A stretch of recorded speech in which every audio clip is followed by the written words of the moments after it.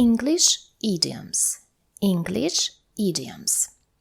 To know something inside out means to know every detail of it, to be an expert in some kind of field. So, she's the only one who knows the system inside out. She's the only one who knows the system inside out. A saw point, a saw sport, a subject which someone would prefer not to talk about. A subject which someone would prefer not to talk about.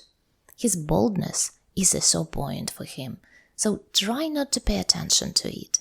His boldness is a sore point for him, so try not to pay attention to it. As fit as a fiddle. As fit as a fiddle. Perfectly well. Perfectly well. By the end of the week, I was as fit as a fiddle.